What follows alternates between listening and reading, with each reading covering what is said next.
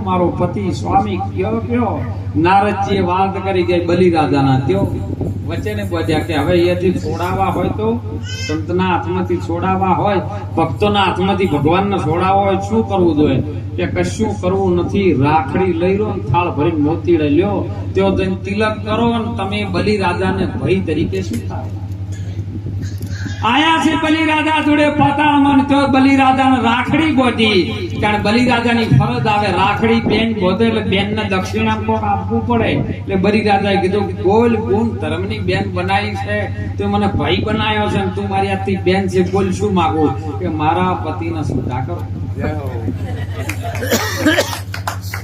જો જે ગુરુમુખી હોય ને છોડાઈ દે કારણ કે નારદજીના ગુરુ બન્યા છે અને છોડાઈ દીધું કે હવે એમ કરો આઠે પોર ને બદરી ઘડી વચન આપેલું છે તો એમ કરો બ્રહ્મા વિષ્ણુ મહેશ તઈને આવો હવે અને 4 મહિના રહો 4 મહિના પાતાળમાં રહે 4 મહિના પૃથ્વીમાં રહે અને 4 મહિના હોય રહે સાહેબ અને એ જો ભૂમિકા આપણને પકડાઈ જાય ને તો પાતાળમાં ભક્તિ કરે જે નાભીથી નીચેનું ચક્ર છે પાતાળ છે સાહેબ તેને મૂળ આધાર કીધો છે અને મૂળ આધારની અંદર તમે પાતાળમાં ભક્તિ કરો ને અને ભક્તિ એથી કદાચ ખુલે અષ્ટકમળની પોખડી નાભી કમળમાં સુતેલી નાગણી જો કદાચ આ બુંદ ચીરે અને એથી ખુલે ને તો પ્રગટ આકાશમાં થાય એનું તમને પ્રમાણ આપવું કેવી રીતનું થાય તમે ઓયથી રસ્તા ઉપર ચાલતા તમારા પગમાં ફોટો વાગે તો પહેલું આકાશમાં પ્રગટ થાય નિરીક્ષણ કરજો પ્રેક્ટિકલ કરજો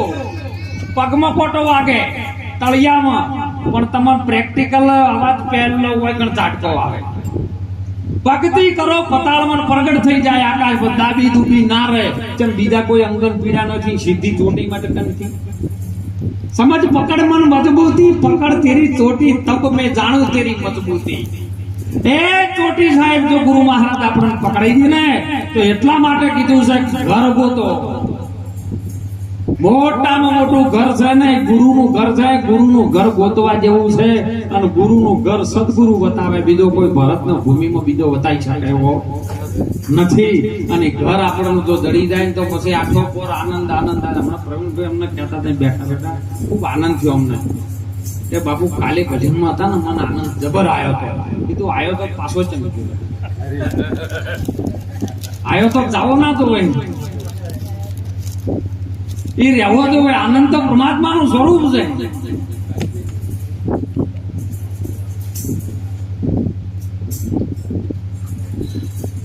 અને એટલે ખૂબ સાહેબ જીવનમાં સહન કરવાની વાત છે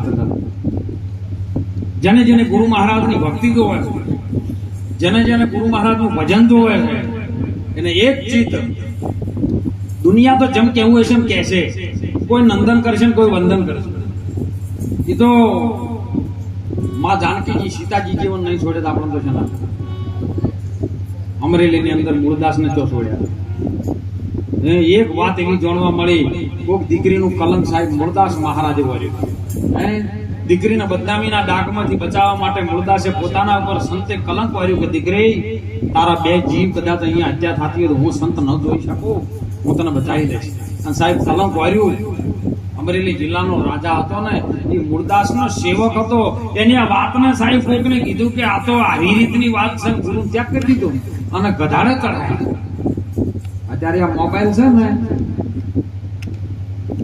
એ ગધાડે ચડાવે એવું જ છે તમે જો એક આટલો શબ્દ આગા પાછળ કરી દો ને એટલે 99 તમારા હારા કરેલા એક બાજુ જતા રહે એકમાં તમે ગધાડે ચડાવી દો અને એટલે મહાપુરુષો આપણે જાગવાની વાત કરે છે સાહેબ કેવી રીતના જાગવાનું બેઠા હોય જાગી જાઓ સૂતા હોય જાગી જાઓ હે પેલા પથારીમાં પડ્યા હોય કદાચ શરીર હોઈ જાય પણ તમે જાગી રહ્યા છો આવી વાત જ્યારે સ્થિતિ પકડાઈ જાય આપણને અને ગુરુ મહારાજ આપણને પકડાઈ જાય અને ગુરુ મહારાજ વિશ્વનો માલિક છે એવો ગુરુ મળી જાય તો સાહેબ આપણો બેડો પાર થઈ જાય એવી વાત છે કારણ કે અત્યારના દુનિયાની અંદર સિસ્ટમો એવી આવી છે આપણે બચવાનું પણ પરમાત્મા પ્રત્યે જેને ગુરુ મર્યાદા પ્રત્યે જેનો વિશ્વાસ હોય ને એને દુનિયાની કોઈ કશું તાકાત કરી શકવાની નથી કારણ કે એક ગામની અંદર એક બે પતિ પત્ની હતા ખૂબ ધન મિલકત બધું ઘણું જ હતું પણ એમને જીવનની અંદર સંતાન નહોતું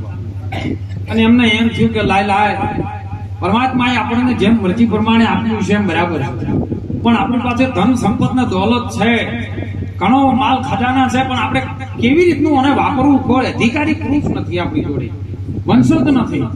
તો એમ કરો ને આપણે કોઈ સાધુ સંતને જમાડીને પછી આપણે આયુ હરિહર કરવા માટે લૂંટાવી દઈએ. અને એમાં સાહેબ સમય બન્યો અને 5 સાધુ આયા, અલગ નિરંજન કરીને આયા. એટલે 4-5 જણા ગોદરે બેઠા હતા ને, દરેક ગોમડે બેઠા હોય. અમારા ગામમાં તો 20-25 બેઠા હોય. કે ભાઈ જો ભગત નું ઘર છે ગામમાં, કે હોય 2 જણા હમણાં તાજા હમણાં ભગત ત્યાં છે, કે હરિહર કરવાનું છે, કે તમે ત્યારે એ જતા રહો. એટલે પેલા પહોંચે સાધુ છે ને છે, એટલે ઘેર જો હતું ને 2 માણસ એ ગયા. એ અલગ નિરંજન સીતારામ કે સીતારામ બાપુ આવો પધારો. અસલ આસન આલ્યું બેસવા માટે, પાણી વાણી પાયું. બાપા બોલો, આજ્ઞા કરો કે અમારે હરિહર કરવું છે. તો કે બાપા બેસો, હું રસોઈ બનાવી દઉં. કે ના, રસોઈ નથી બનાવી, તમે મને પૂરું સીધું આપી દો, અમે બનાવી લઈએ. પોચે મહાત્માએ એવું કીધું કે તમે મને પૂરું સીધું આપી દો, અમે બનાવી લેવું. એટલે કે કાંઈ વાંધો નહીં બાપા, પૂરું સીધું તમને બધું સીધું આપ્યું. તમારે જાતે બનાવવાનું છે? કે હા, અમે જાતે બનાવશું. ચૂલા ભલે રહ્યા, પણ અમે અહીંયા બેસીને બનાવશું અમારી જાતે. તો કે કાંઈ વાંધો નહીં, હું પૂરું પાણી ભરીને આવું. ઘરનું માટલાનું કદાચ અમારથી અબોલ થયું હોય તો હું કુવેથી સાચું એક વાવડીમાંથી પાણી ચોખ્ખું ભરીને આવું. એટલે બેન બિચારી પૂરું માટલું લઈ અને પાણી ભરવા માટે તો કણે વાવડીએ જઈશે, કુવે જઈશે. સંતો બેઠા છે, પૂરું સીધું બધું હમું કરી રહ્યા છે. પેલી બેન ત્યો જઈશે પાણી ભરવા માટે ગોદરે, અને વચમાં હાપના નોળિયો લડાતા. હાપના નોળિયો લડાતા એટલે નોળીએ હાપને મારી નાખ્યો ને એવી આકાશમાં એક બાજ આવ્યું છે, સમળી આવી છે, અને સમળીએ હાપને પકડી લીધો છે મરેલા, અને લઈને આકાશ માર્ગે ઉડી છે. પેલી બેન પાણી ભરીને આવે છે, અને આકાશ માર્ગે મરેલો હાપ લઈને જાય છે, ને એની અંદરથી જે ઝેરનું ટીપો હતા ને એ માટલાની અંદર જતો રહે છે. પેલી બેન ને ખબર નથી કે આવ્યું થયું. ઘરે આવી છે, મહારાજને માટલું મૂકીને કીધું બાપા લ્યો, હરિહર કરવા માટે તમારા માટે પાણી લાવીશું. હવે એ પાણીથી રસોઈ બનાવી છે, પાણી સંતોએ પીધું છે. ઘણી વાર થયું રસોઈ બસોઈ ગાધું, 10 મિનિટમાં આરામ કર્યો, રામ નામ સત્ય. 5 સાધુ આ ઝેર ચડવાથી મૃત્યુ પામી ગયા છે. પેલા 2 જણાને બહુ અફસોસ થયો કે હા અમારો ગુનો કોઈ છે નહીં, અમે તો સાધુને નિર્દોષ ભાવથી જમાડવા માટે મહેનત કરતા હતા, પણ આ શું બન્યું? અમે તો હોમાં પાપના અધિકારી બન્યા. બહુ કલ્પાંત કરી રહ્યા છે. તેને વિધાતાએ કીધું કે હવે ઓયનું આ જે પાપ લાગ્યું છે તો ઓયનો ગુનો કોઈ છે નહીં. પાણી ભરીને લાવે છે એનો ગુનો નથી, આ ભાઈએ પથારી કરીને બેહારે એમનો ગુનો નથી, તાણ સંતોનો કોઈ ગુનો નથી. કારણ વગરનું આ મૃત્યુ છે. આ પાપનો જે ચીઠી છે એ કોના નામે નાખવી? વિધાતા અડચણમાં પડી જઈ. વિધાતાએ ભોળાનાથને કીધું, ભોળાનાથ કે ભાઈ આપણે હેડો નારાયણ પાસે જઈએ, નારાયણ કઈક ન્યાય કરશે. નારાયણ પાસે આયા છે એટલે નારાયણ કીધું કે તમે કોઈ ચિંતા કરશો નહીં, 10 મિનિટમાં આપણે સમાધાન કરી નાખશું. એ કેવી રીતે? સાહેબ, નારાયણે બ્રાહ્મણનું સ્વરૂપ લીધું. ભગવાન ભોળાનાથે પણ બ્રાહ્મણનું સ્વરૂપ લીધું છે. અને વિધાતા હતા ને એમને સાધુનું સ્વરૂપ લઈ અને 3 જણા જો પેલા સાધુ મહાત્મા મરી ગયા હતા ને ગોમમાં જ આયા હતા. અને ગોમના ગોદરે 4-5 જણા બેઠા. બાપુ સીતારામ કે સીતારામ, ઓહો આવો મહારાજ આવો, એ હરિહર કરવું છે. ગોમમાં હરિહર કરાવે એવું ખરું? પેલા 5 જણા બોલ્યા કે હરિહર પેલા શૈલ્યા ઘેર જતો રહો, હમણાં નવા ભગત જતા ને હમણાં 52 તો ઊંઘાડી દીધા છે. કે નારાયણે કીધું કે એના ખાતામાં નાખી કહેવાનો ભાવાર્થ કેવો છે ખબર છે? દુનિયાના છેડે આપણે બેઠા હોય, કોઈ પણ આવતું હોય તો કોઈ દડો એમને એવું કે ઓમ છે ને કે પેલા ખાતાનું તમારું આવીને ઉભું રહે. એટલે મહાપુરુષો આપણા ભારતના સંતો જગાડી રહ્યા છે, તમે જાગો. જાગો જાગો જગતના લોકો, નામનો ડંકો વાગે. ગુરુ મહારાજે જે આપણને નામ આપ્યું છે, નામ સ્મરણ. નામ સ્મરણ જગતમાં કોઈ નથી.